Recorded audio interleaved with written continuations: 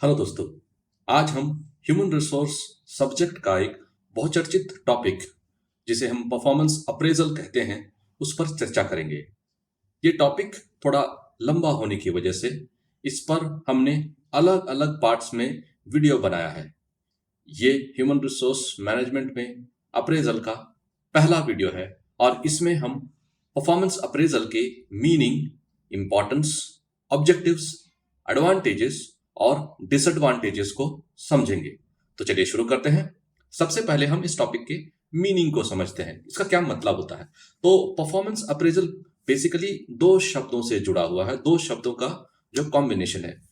पहला होता है परफॉर्मेंस, दूसरा अप्रेजल। अप्रेजल का सिंपल मीनिंग सादे शब्दों में ऐसा है, तो अप्रेजल मतलब होता है इवैल्यूएशन, जांचना, परखना, समझना, उसको बोलते हैं अप्रेजल, अप्रेज। ओके।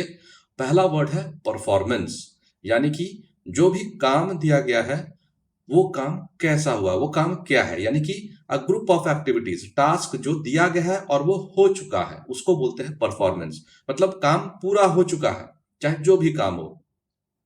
अब हम अगर इसकी मीनिंग को और डिटेल में समझें तो अप्रेजल जो है ये फॉर्मली भी हो सकता है और इनफॉर्मली भी। फॉर्मली कब होता है, जैसे आप एग्जाम देते हो और आपकी कॉपी की जांच होती है, वो एक फॉर्मल प्रोसेस हो गया। या एक कंपनी में एक वर्कर काम करता है और उसके काम करने के 6 महीने या साल भर बाद, या जो भी समय निर्धारित किया गया है, क्वार्टरली अगर है तो क्वार्टरली जो है, उसके बाद उसका बॉस जो है, सुपरवाइजर जो है, उसका जो है लेखा जोखा रखता है कि भाई कैसा काम किया, तो वो होता है फॉर्मली।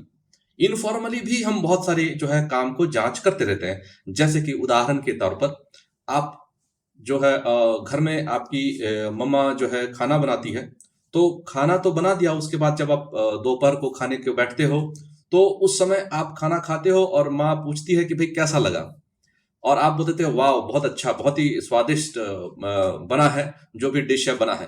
तो ये भी एक अप्रेजल है। ठीक है, आपने माँ के द्वारा बनाए गए डिश को, जो भी रेसिपी है उसको आपने, उन्होंने पूछा, उन्होंने खाना बनाया, ये एक परफॉर्मेंस है।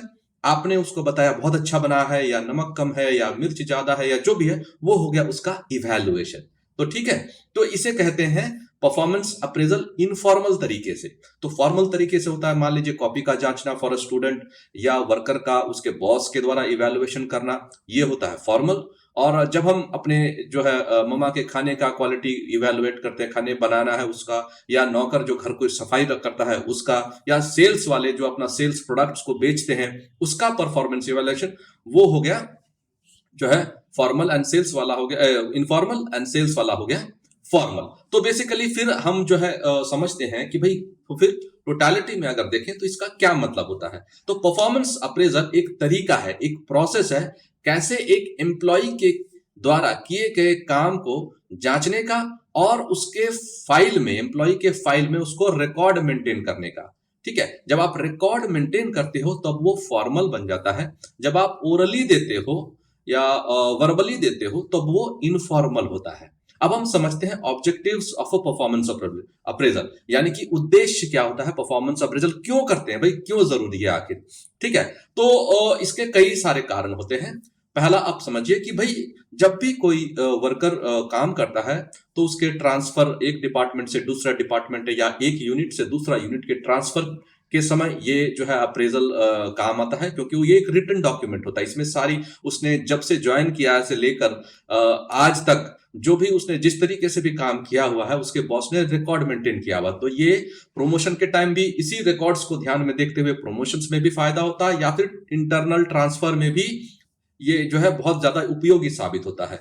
इसके अलावा टर्मिनेशन, अगर उसको वर्कर को किसी कारण से नौकरी से हटाना हो, निकालना हो, या कुछ और वजह से उसको छुड़ाना हो काम से, तो अप्रेजल उसमें जो है बहुत ही सहायक डॉक्यूमेंट साबित होता है।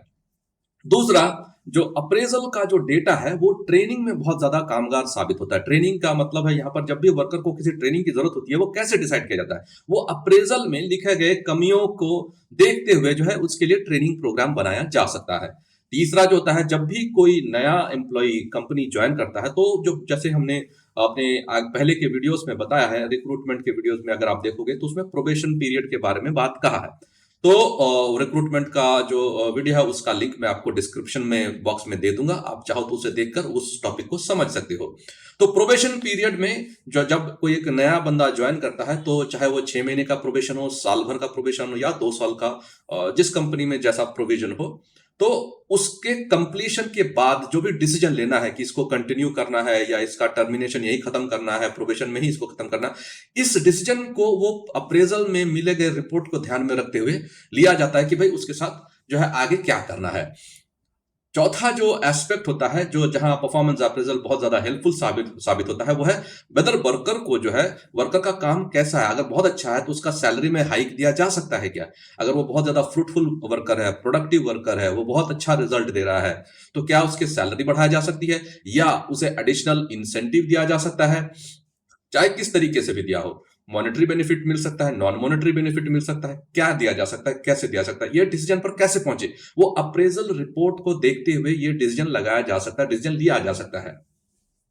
पांचवा जो बहुत इंपॉर्टेंट एस्पेक्ट है कि परफॉर्मेंस अप्रेजल हमें ये क्लैरिटी देता है कि भाई कंपनी जो है वर्कर से क्या एक्सपेक्ट करती है करने के लिए, कि क्या काम करने का एक्सपेक्ट करती है, और उसके बनिस्पत उसके कंपैरिजन में वर्कर ने एक्चुअली क्या काम किया है।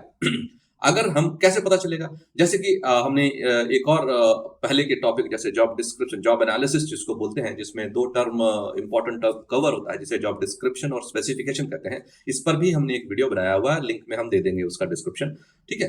तो डिस्क्रिप्शन और में देखते हुए जो भी वर्कर को, क्योंकि डिस्क्रिप्शन बताता है कि वर्कर को क्या काम करना है, तो वर्कर जब वो सब काम को करता है, मतलब ये एक्सपेक्ट, जब जब हम बोलते हैं कि भाई कंपनी बताती है कि भाई हम आपसे क्या एक्सपेक्टेशन रखते हैं, यानी कि जॉब डिस्क्रिप्शन की बात हो रही है, तो वर्कर को पता है। उसके कंपैरिजन में जब एक समय निर्धारित किया जाता है, भाई 6 महीने बाद आपकी अप्रेजल होगी, यानी कि आपकी इवैल्यूएशन होगी, आपकी जांच होगी, आपने कैसा काम किया है, तब ये देखती है कंपनी कि भाई इसने कैसा काम किया, जो हमने बोला था इसको ये काम करने के लिए, तो उसके बॉस ने जो रिपोर्ट बनाई है क्या है, इसने उस हिसाब से काम किया है या ना किया है। इस क्लैरिटी को पाने के लिए परफॉर्मेंस अप्रेजल बहुत ज्यादा जरूरत साबित सिद्ध होता है।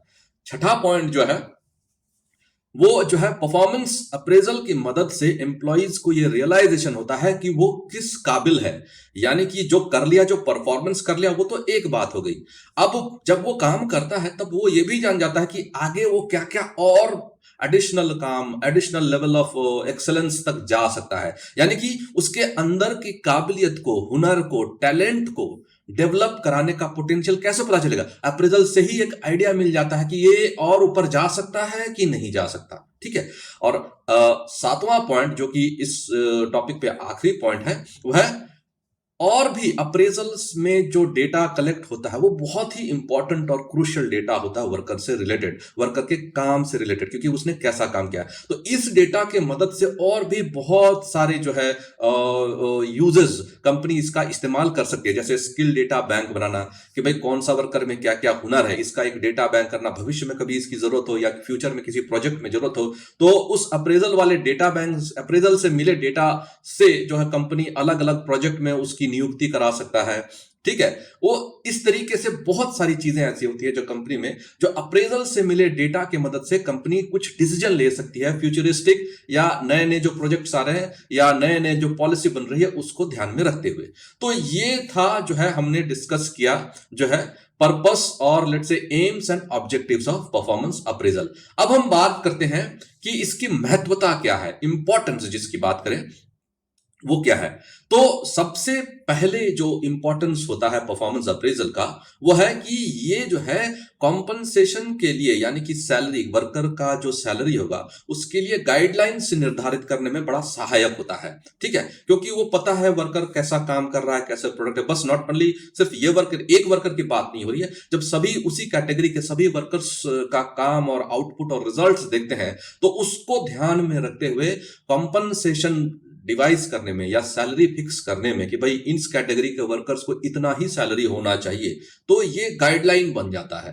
दूसरा, जो परफॉर्मेंस अप्रेजल रिपोर्ट है उससे जो है पता चल जाता है कि वर्कर की स्ट्रेंथ साइड क्या क्या है और वीकनेस क्या क्या है, यानी कि किस किस चीजों में वर्कर बहुत अच्छा है और किन किन चीजों पर, किन किन काम पर, किन किन स्किल्स पर, किन किन हुनर पे ये उतना अच्छा नहीं है। जिन जिन चीजों में वो बहुत अच्छा है उसमें जो है और ज्यादा एरियाज में उसको एक्सप्लोर किया जा सकता है, और दूसरा जिसमें वो वीक है उसमें उसको ट्रेनिंग प्रोवाइड किया जा सकता है। तो ये हो गया जो है इसकी दूसरी महत्वता। तीसरा जो होता है, जैसे कि मैंने पहले भी बताया कि भाई ये आइडेंटिफाई करवाता है, जैसे जब 10 15 20 पूरे के पूरे टीम के अप्रेजल रिपोर्ट्स जब है टॉप बॉस के पास पहुंचता है तो वो उसमें से देख के डिसाइड कर सकता है कि भाई किसको प्रमोशन दिया जाए और किसको प्रमोशन के लायक अभी नहीं बना है। वो अप्रेजल रिपोर्ट के कंपैरिजन जब दूसरे जो कैंडिडेट्स हैं, दूसरे वर्कर्स हैं, उनसे कंपेयर करके इस डिसीजन पर पहुंचा जाता है। और चौथा जो एस्पेक्ट है वो है फीडबैक देने के काम आता है वर्कर का। वर्कर जैसे फीडबैक, जैसे हम जानते हैं भाई वर्कर को बताना भी आपने कैसा काम किया, कैसी आपकी परफॉर्मेंस है, तो रेगुलर फीडबैक जो है वर्कर को काफी सहायक होता है डिसाइड करने में कि भाई मैं किस दिशा में जा रहा हूं, सही दिशा में चल भी रहा हूं या जो है थोड़ा इधर उधर हो रहा हूं। तो अकॉर्डिंगली उसकी इंसेंटिव, उसकी ट्रेनिंग, सभी चीजें फीडबैक पर निर्भर कर जाती है। जिस खास तौर पर जब फीडबैक कंस्ट्रक्टिव हो, यानी कि जो है सकारात्मक फीडबैक जब वर्कर को दे तो ये वर्कर के लिए बहुत ज्यादा फायदेमंद साबित होता है। अगला जो एस्पेक्ट है, पांचवा एस्पेक्ट, वो है ट्रेनिंग प्रोग्राम। इस बारे में भी जैसे मैंने थोड़ी देर पहले बताया कि ये ट्रेनिंग प्रोग्राम को डिवाइस करने में मददगार साबित होता है। और जो छठा और एक जो आखिरी पॉइंट है कि अप्रेजल की मदद से जो है right person for the right job, यानी कि सही इंसान को, सही इंसान कौन है, जिसके पास सबसे specific to the point required skills, capabilities, talent और हुनर हो, वो हो गया राइट पर्सन। और राइट जॉब, जिस जॉब के लिए उस टैलेंट की, उस स्किल की, उस हुनर की जरूरत है। तो मतलब right person for the right job, यानी कि जिस बंदे को जिस स्किल की जरूरत है, जिस काम के लिए उस स्किल की जरूरत है, उसको उसी काम के लिए उसी स्किल से रिलेटेड व्यक्ति को डाला जाए। तो मतलब right person for the right job. अब हम आते हैं अपने अगले टॉपिक पर, जिसे कहते हैं एडवांटेजेस, यानी कि फायदे। परफॉर्मेंस अप्रेजल के कई सारे फायदे होते हैं। कुछ फायदे तो हमने आपको आप समझ ही गए होंगे, जैसे प्रमोशन में ये बहुत ज्यादा फायदेमंद साबित होता है, क्योंकि इसी के बेसिस पर जो है वर्कर का जो देखा जाता है कि वर्कर अगर बहुत अच्छा किया तो उसको प्रमोशन दे दिया जाए। और इसी से रिलेटेड दूसरा एस्पेक्ट है कि भाई कॉम्पनसेशन या सैलरी, जिस पर भी हमने अभी आपको थोड़ी देर पहले बताया कि भाई इसका दूसरा सबसे बड़ा फायदा ये होता है कि वर्कर की सैलरी को देखा जाता है कि भाई जैसा काम कर रहा है उस हिसाब से उसको सैलरी दे दिया जाए। तीसरा जो है एम्प्लॉय के डेवलपमेंट में कि भाई अगर ये बहुत अच्छा कर रहा है तो थोड़ा सा और इसको अगर जो है इसकी पोटेंशियल को डेवलप किया जाए, और इसकी जो है जो ग्रोथ और डेवलपमेंट फ्यूचर रोल्स के लिए, जैसे अगर मैनेजर है तो सीनियर मैनेजर के लिए, एग्जीक्यूटिव है तो असिस्टेंट मैनेजर के लिए, लोअर लेवल पर है तो ऊपर के लिए, हायर रोल्स के लिए, इसका जो है एम्प्लॉय डेवलपमेंट में बहुत ज्यादा फायदेमंद साबित होता है। एक और इंपॉर्टेंट एस्पेक्ट जो परफॉर्मेंस अप्रेजल से पता चलता है कि भाई जो ये भी पता चलता है अप्रेजल सिस्टम से या परफॉर्मेंस अप्रेजल से, अप्रेजल के बाद जो रिपोर्ट आती है वर्कर का, उससे ये पता चल जाता है भाई जो सिलेक्शन हमने वर्कर का किया है, हमने जो हायरिंग वर्कर का किया है, वो वर्कर जो है किस हद तक हमारा सिलेक्शन प्रोसेस या रिक्रूटमेंट प्रोसेस जो है सही है। एक तो सही है कि नहीं, कहीं हमने गलत पर्सन को तो ले तो नहीं लिया रिक्रूटमेंट के टाइम पे, और बाद में ये पता चलता है कि भाई किस हद तक वो वर्कर सही है, हमने परफेक्ट कैंडिडेट लिया है या एवरेज कैंडिडेट ले लिया है या उतना बढ़िया कैंडिडेट नहीं लिया है। तो सिलेक्शन को वैलिडेट करने के लिए अप्रेजल एक जो है बहुत ही सटीक तरीका माना जाता है। पांचवा जो इंपॉर्टेंट एस्पेक्ट है रिलेटिंग टू जो है इस पॉइंट से रिलेटेड, वो है कन्वर्सेशन। जो वर्कर और मैनेजर का या जो सुपरवाइजर का जो बातचीत है, कम्युनिकेशन होगा, वो परफॉर्मेंस बेस्ड अगर हो, परफॉर्मेंस के मुद्दे पर हो, तो वो कम्युनिकेशन को बहुत अच्छा माना जाता है, क्योंकि फिर वर्कर और मैनेजर के बीच में जो है जो गैप्स है, जो पता चले कि भाई अगर वर्कर पूछे कि भाई आप अच्छा काम नहीं कर रहे, वर्कर को बताया जाता है, तो फिर जो वर्कर की स्वाभाविक बात है, वर्कर बताएगा भाई आप बताइए मेरी क्या क्या गलती है, कहां फॉल्ट हुआ है। तो अगर कम्युनिकेशन परफॉर्मेंस बेस्ड पे हो कि जैसे आपको ये टारगेट दिया तो आपने ये नहीं किया, मशीन मेंटेन नहीं किया, ये वो नहीं किया, या इस हद तक करना चाहिए था, या लेट्स से आपने बहुत अच्छा किया, आपसे इतनी एक्सपेक्टेशन थी, आपने उससे भी ज्यादा किया, यानी कि ये जो वार्तालाप है, ये कम्युनिकेशन है, ये जो है ये परफॉर्मेंस के आधार पर जब होता है तब ये बहुत ही ज्यादा अच्छा माना जाता है। ठीक है। और जो छठा इंपॉर्टेंट पॉइंट है वो है मोटिवेशन। जब ऐसा बातचीत पॉइंट से रिलेटेड, मुद्दे से रिलेटेड, एकदम स्पेसिफिक टॉपिक से रिलेटेड बातचीत मैनेजमेंट के बीच में, या जैसे वर्कर और एम्प्लॉय के बीच में या सुपरवाइजर के बीच में होता है, और इसे बड़ी ही सकारात्मक तरीके से बताया जाए, तो वो जो है एम्प्लॉय को मोटिवेट करता है, उसे अपने गलतियों का एहसास होता है, वो रियलाइज करता है कि भाई मुझे यहां सुधारना है, यहां मुझे इंप्रूवमेंट की जरूरत है, और वो मोटिवेट होता है अच्छा परफॉर्म करने का फ्यूचर में, भविष्य में। ठीक है। और आखिरी एस्पेक्ट जो इस पॉइंट पे एडवांटेजेस में होता है वो है जो है डॉक्यूमेंट करता है। परफॉर्मेंस अप्रेजल ये डॉक्यूमेंट करता है, ये रिकॉर्ड मेंटेन करता है कि भाई एम्प्लॉय का हिस्ट्री बनाता है, हिस्ट्री क्रिएट करता है, ऑफिशियली हिस्ट्री क्रिएट करता है कि वर्कर ने इस साल कैसे किया, इससे पहले साल कैसे किया, 2 साल पहले उसका परफॉर्मेंस कैसे था, 4 साल पहले कैसे परफॉर्मेंस था। तो ये रिकॉर्ड क्रिएट करता है, जिसे हम कहते हैं डॉक्यूमेंटेशन और history creation of a worker. ठीक है। तो ये हो गए 7 अलग अलग advantages relating to performance appraisal. अब जहां एडवांटेजेस हैं वहां कुछ डिसएडवांटेजेस हैं, डिसएडवांटेजेस भी जरूर होंगे। तो चलिए अब हम समझते हैं एक एक करके इसके डिसएडवांटेजेस को। देखिए, ये समझना बड़ा जरूरी है कि परफॉर्मेंस अप्रेजल जो है किसी भी, चाहे वो स्टूडेंट का करे, वर्कर का करे, या किसी का, बड़ा सेंसिटिव मैटर है। हम घर में भी देखते हैं, जब खाना में हम ये कमेंट देते हैं कि नमक कम है, या मिर्च ज्यादा है, या मीठा कम है, तो जो है हमारी माताएं या उनका थोड़ा सा मूड थोड़ा सा डाउन हो जाता है। क्योंकि क्यों डाउन होता है, या थोड़ा सा उन्हें थोड़ा सा बेचैनी हो जाती है। कारण सिंपल सा है कि भाई उन्होंने उस पर बहुत जी जान एनर्जी लगाया है, उस जो है फूड रेसिपी को, खाने को, पकवान को बनाने में, और जब इसका फीडबैक उनके इच्छा के अनुसार नहीं आता है, या लेट से मान लो कुछ कमी भी है और हम सही तरीके से उसको नहीं बताते हैं, जैसे मान लो खाना उतना अच्छा नहीं बना और आप पूरा धक्का देके बता दिए ये बेकार बना है, तो इसका बहुत ही नकारात्मक प्रभाव पड़ता है जो है हमारे घर के मेंबर्स पे। तो ठीक इसी तरीके से कंपनी में भी यही चीज लागू होती है, यानी कि परफॉर्मेंस अप्रेजल एक बहुत ज्यादा सेंसिटिव मैटर होता है, और इसको बहुत ही धैर्यपूर्वक, बहुत ही सही तरीके से कम्युनिकेट करना बहुत ज्यादा जरूरी है। और डिसएडवांटेज तभी शुरू हो जाता है जब इसको उस तरीके से हैंडल नहीं किया जाता है। तो इसका मतलब पहला डिसएडवांटेज ये हो गया कि भाई अगर इसको सही तरीके से हैंडल नहीं किया गया तो फिर ये जो है उल्टा असर भी देता है। दूसरा डिसएडवांटेज जो है ये बड़ा टाइम टेकिंग हो सकता है। मान लीजिए एक मैनेजर के अंडर जो है 15-20 वर्कर्स है, और सभी का जो है बड़े ध्यान से, क्योंकि इसमें समय देना पड़ेगा, क्योंकि वर्कर फिर वो जैसे ही आप बताओगे अच्छा हुआ है, अच्छा होने पर तो वर्कर बहुत ज्यादा जो है सभी कोई पॉजिटिव फील करता है। लेकिन जब आप बोलोगे ये काम ठीक नहीं हुआ, तो फिर वर्कर एक एक बारीकी पूछना शुरू कर देगा कि भाई क्यों ठीक नहीं हुआ, क्या अच्छा होना चाहिए था, क्या सही, क्या गलत, ये सब वगैरह वगैरह। तो ये मैनेजर की दायित्व है, जिम्मेदारी है उसको समझाना क्या सही होना चाहिए वर्सेस आपने क्या किया। तो ये कई बार बड़ा टाइम टेकिंग प्रोसेस बन जाता है, लंबा समय, घंटा, 1.5 घंटा, 2 घंटा एक एक वर्कर पर बिताना पड़ सकता है, या उससे ज्यादा भी जा सकता है। तो टाइम कंज्यूमिंग मैटर बन जाता है, क्योंकि बाकी सब काम रुक जाता है फिर कंपनी में। ठीक है। तीसरा जो डिसएडवांटेज होता है वो है रेटर का एरर। रेटर यानी कि जो बॉस जो परफॉर्मेंस को रेट कर रहा है, इवैल्यूएट कर रहा है। अगर एक स्टूडेंट है तो उसका परफॉर्मेंस कौन इवैल्यूएट करता है? उसका टीचर करता है।